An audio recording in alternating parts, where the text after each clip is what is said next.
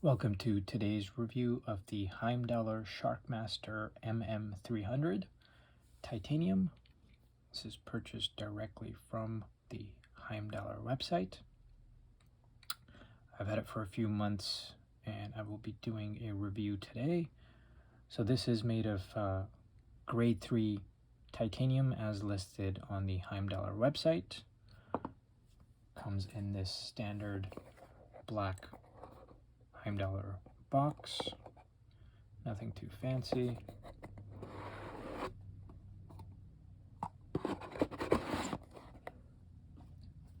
Also comes with, surprisingly, this gray and gold NATO strap, which is actually of pretty good quality. I personally don't wear NATO straps, so it's not getting much use. Watch came on this black silicone strap, which has a surprising feature that I was not aware of, and more on that later in the video. On to the dimensions of the watch. Let's get the calipers.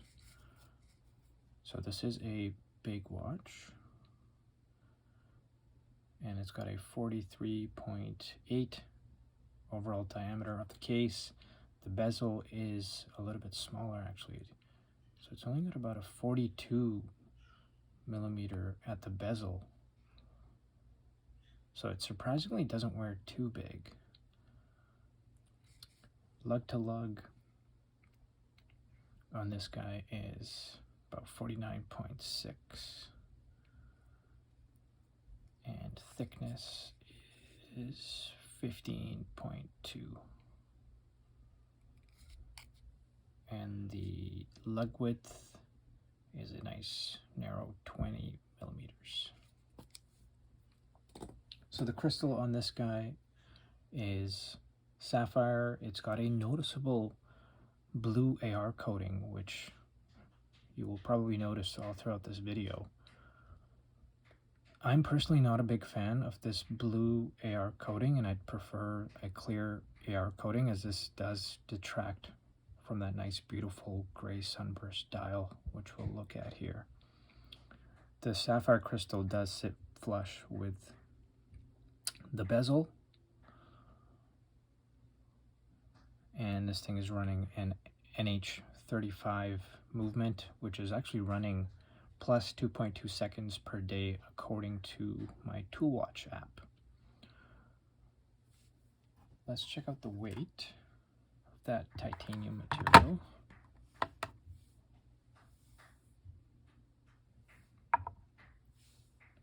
So this one is 75 grams, and let's compare that to a Seiko turtle. Just again, let's zero that. So that was 76 grams, and the Seiko is 91 grams.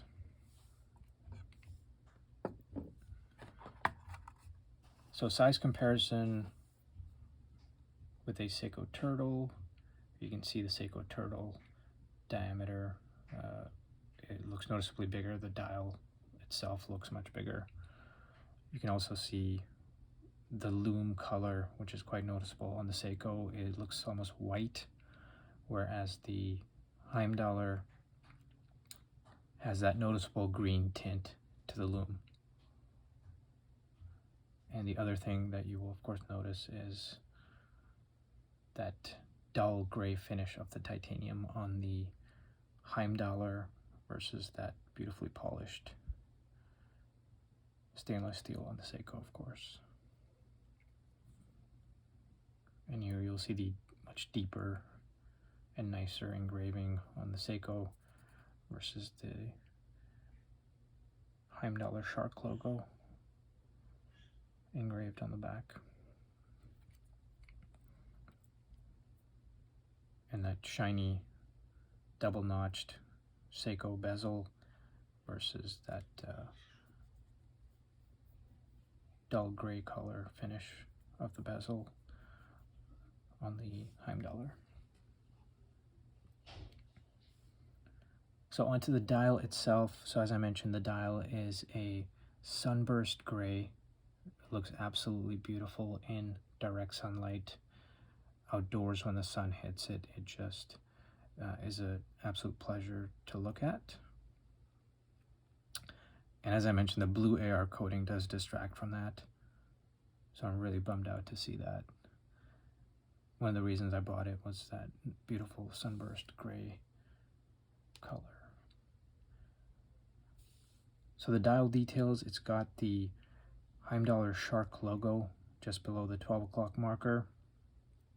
And it's got 4 lines of text above the 6 o'clock marker.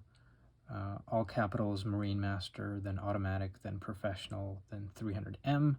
All the text looks crisp and clear, looks high quality. It's in a white colored font. Now the 4 lines of text may not be to everyone's liking, but personally I think it looks just fine and doesn't detract from the rest of the dial. The printing is done nicely and the font looks very good. It's got applied indices, same style as the Seiko Marine Master, double shield at 12 o'clock, and circular everywhere else except the 6 and 9, which have the rectangular markings. And it's got the date cut out at 3 o'clock.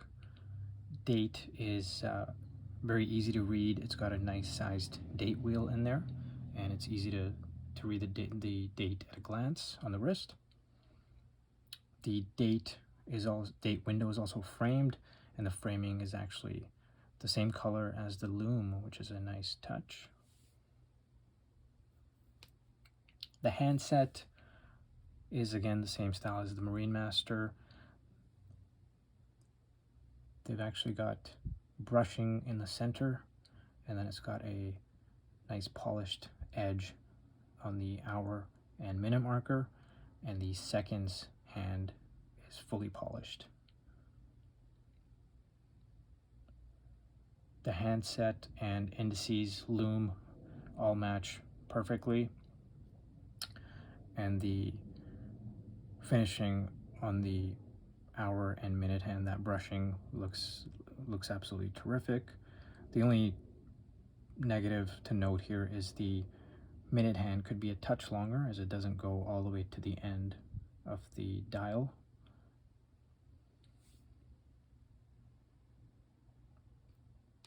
The chapter ring has a circular brushed finish, which I think contrasts nicely with the sunburst on the dial.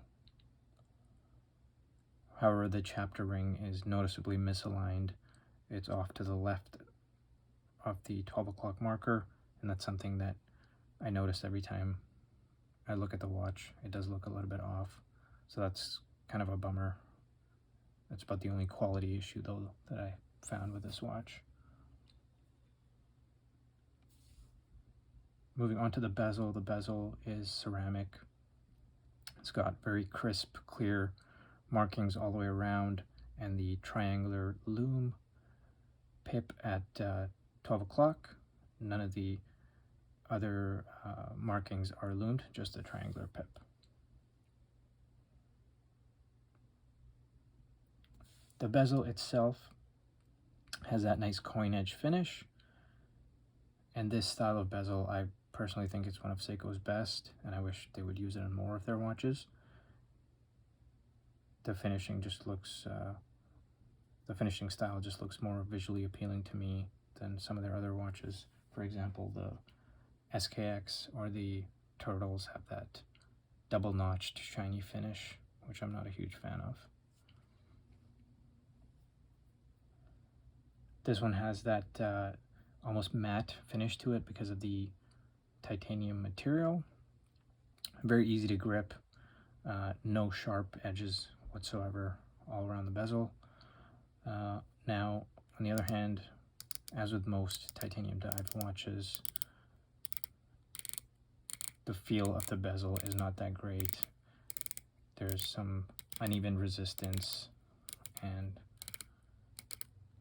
I feel a bit tinny.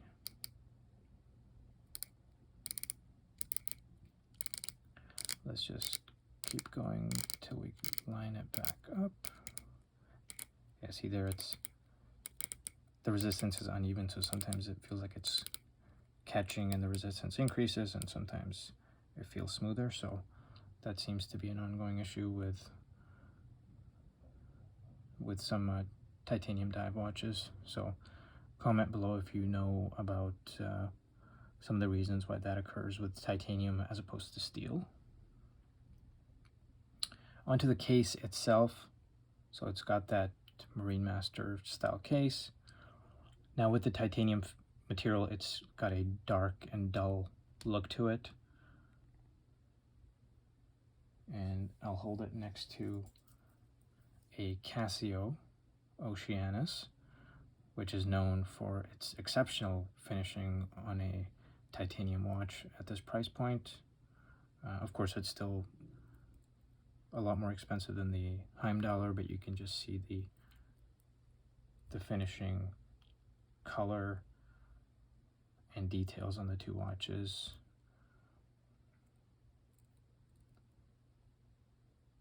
So don't expect high quality finishing of titanium on this watch. There are some circular brushing on the tops of the lugs. It's hard to notice unless it's in the right lighting. And then the side of the case is split into 3 sections.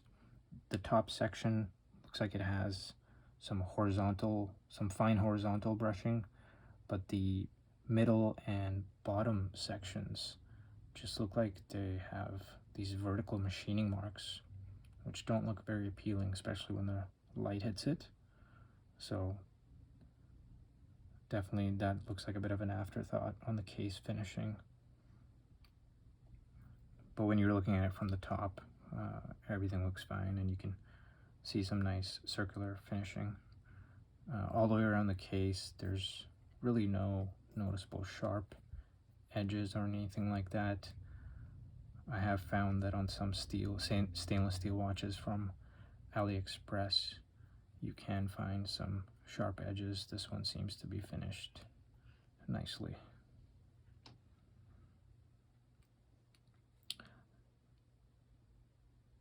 The case back is screw down, 300-meter listed water resistance, and it's got the Heimdallr Shark engraved with some text around it. Nothing too fancy to note at the back. The crown is 7mm with a knurled finish. It's got some good grip to it. Unscrewing the crown, you can definitely feel the threads catching and some resistance. And as with other AliExpress watches, I've noticed winding feels fine, but screwing it back in can feel a little bit gritty, as if there's some dirt or debris trapped in there. I don't know if this is inherent with the titanium material, or if it was cost prohibitive to spend much more machining time and, replacing tooling to produce a finer finish on the threads. So if you're familiar with that, do feel free to comment below as to why the threading action doesn't feel very smooth on these types of watches.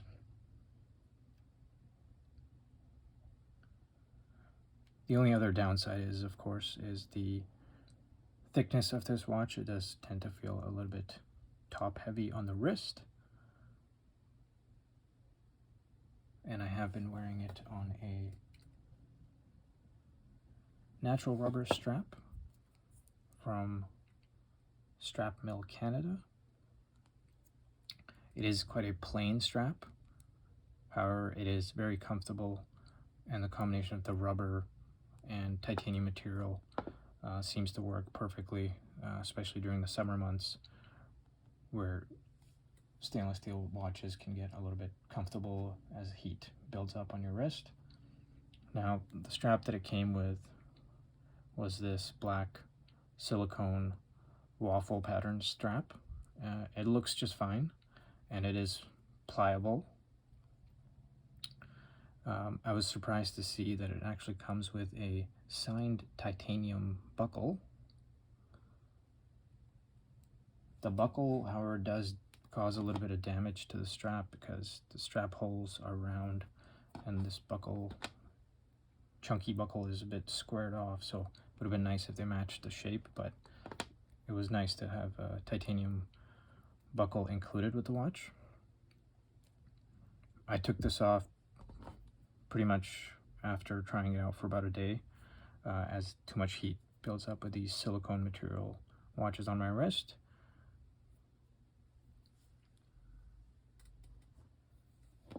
Now, something that's really important to note is the spring bar holes on this watch are machined very closely to the case, so you may have a hard time finding a strap that's thin enough to fit.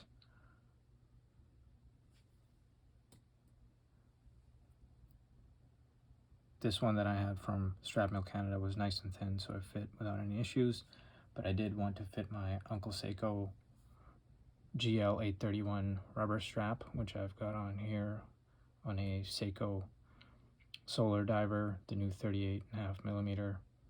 Look out for a review on this bad boy coming soon. But unfortunately, I was not able to wear that strap on this watch, which is what I was planning to wear this on, which was kind of a bummer. And that's because the holes for the spring bars are too close to the case. So I've never had a Seiko Marine Master, but if you have, then feel free to comment below. Does the Seiko have the same issue limiting you to your strap choices? That would be nice to know.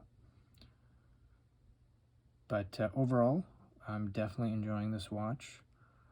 I love the design of the Marine Master, and the fact that it comes in titanium was just a huge bonus.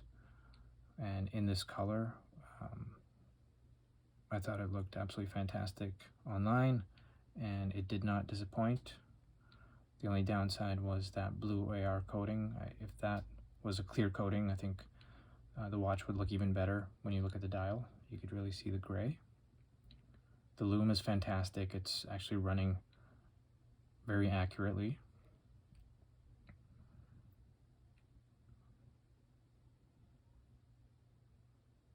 And that's my review for the Heimdallr Marine Master 300 Titanium. If you found it helpful, please do like and subscribe for more reviews. Thanks.